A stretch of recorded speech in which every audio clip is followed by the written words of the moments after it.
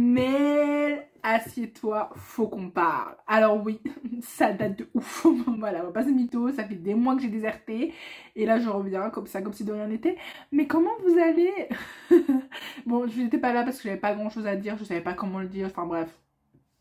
Anyway, je reviens pour une nouvelle vidéo qui va vous parler de l'illusion entre le stage et la réalité. Alors je pourrais faire une série de vidéos par rapport à ça, mais je vais m'en tenir à une vidéo générale maintenant et peut-être, sûrement, que d'ici quelques mois, il y aura une story time plus approfondie sur ce sujet. Donc, durant la ancienne vidéo, je vous expliquais comment c'était galère de trouver un stage durant la période Covid. Mais j'ai trouvé et j'ai eu mon stage. Donc voilà, je suis partie 6 semaines de stage dans un journal dont je tairai le nom. Et comment vous dire que c'est pas du tout à quoi je m'attendais.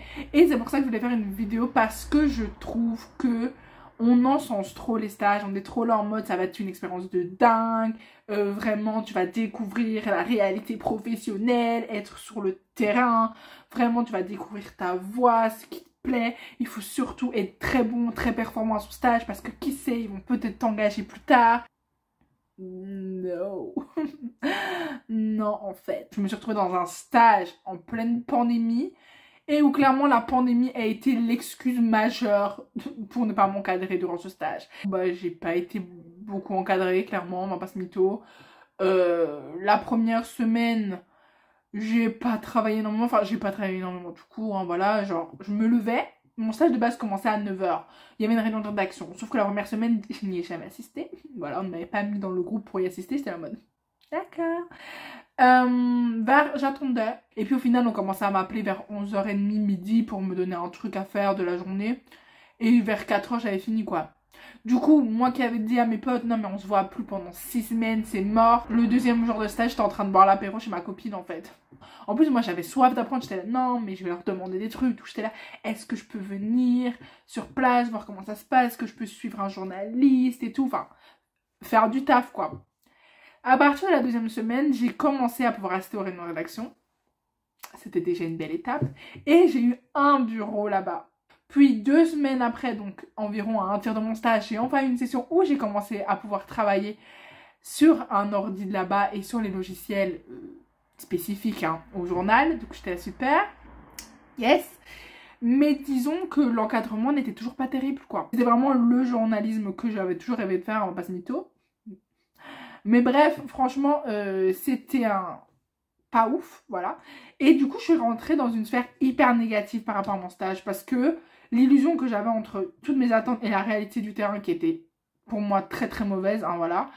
Ouais, c'était pas ce que j'aurais voulu écrire, c'était pas comme ça que je pensais que ça allait se passer mon stage, je pensais pas que j'allais avoir zéro considération, que j'allais pas avoir de retour sur mes travaux, que normalement on doit avoir un suivi parce que ok il y a une pandémie mais il y a le téléphone et tout, enfin tu peux avoir un suivi, bah moi j'avais pas tellement de suivi, on m'appelait pas souvent, on me donnait pas de retour sur mes articles, j'envoyais mes articles le soir, que dalle.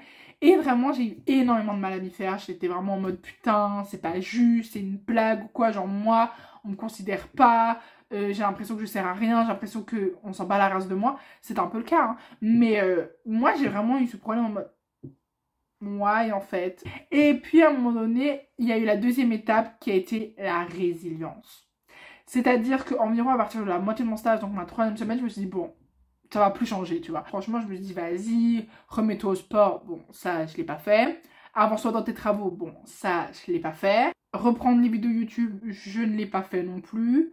Mais quand même, voilà, je me suis énormément reposée. Je me suis dit, voilà, toutes les choses positives que peuvent t'apporter ce stage nul, tu te reposes de ouf parce que, genre, après, tu vas pas te reposer. D'ailleurs, là, je suis envahie de travail. Bon, ça, c'est un peu de ma faute parce que j'aurais dû m'avancer, mais voilà. Profite, genre, prends ce que tu as à apprendre de ce stage. Et vraiment, le reste, essaie de voir ça d'un œil extérieur. Et c'est vraiment ça que je trouve qu'on nous a pas préparé, en fait. Parce que, genre, les gens, ils étaient un peu abasourdis de mon stage alors que j'étais là mais je dois pas être la seule. Et je me doute qu'avec le Covid ça a pas dû être simple etc. Je remets pas ça en cause.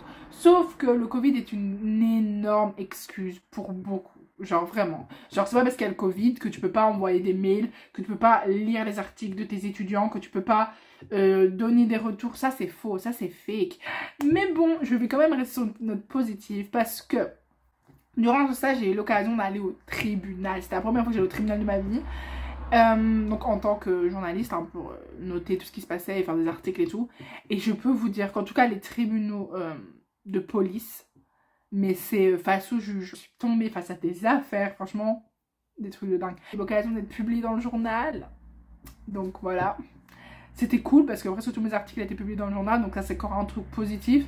Je suis partie en reportage 2-3 fois. C'était des reportages plus ou moins intéressants, mais c'était des reportages quand même, c'était sur le terrain. J'ai pu écrire moi-même sur des sujets que je voulais, mettre en avant des choses qui me tenaient à cœur sur certains sujets, donc ça c'était hyper intéressant. Et voilà, c'était mon expérience de stage, ma première expérience de stage. Franchement, je pourrais en écrire un livre, vraiment. Mais on va s'arrêter là pour aujourd'hui. Du coup, c'est un petit peu de la prévention en fait, pour dire que non, votre stage ne va peut-être pas être incroyable, ne va peut-être pas être ouf, ça va peut-être être très très nul, ça va peut-être montrer que c'est pas du tout ce que vous voulez faire ou pas dans la branche que vous voulez faire, et c'est pas plus mal d'en s'en être rendu compte. Et du coup voilà, je voulais vous dire que bah, c'est normal que vos stages soient nuls ou pas bien, ou très bien, ou géniaux, ou incroyables, et tant mieux, genre vraiment tant mieux. Personnellement, professionnellement parlant, ça ne m'a très peu apporté. Mais personnellement parlant, ça m'a apporté énormément sur moi-même, sur comment rester zen, sur la résilience, sur essayer de voir la vie du bon côté. Mais si vous avez un stage nul ou un très bon stage, n'hésitez pas à me le dire en commentaire, n'hésitez pas à me rejoindre sur Instagram si c'est pas fait, à vous abonner ou mettre un petit like pour ce comeback qui, je vous promets, va essayer d'être plus assidu que la dernière fois. Voilà, je vais essayer de pas revenir dans 3 mois, c'est une promesse. Voilà. Et je vous dis à plus dans le bus, Artus!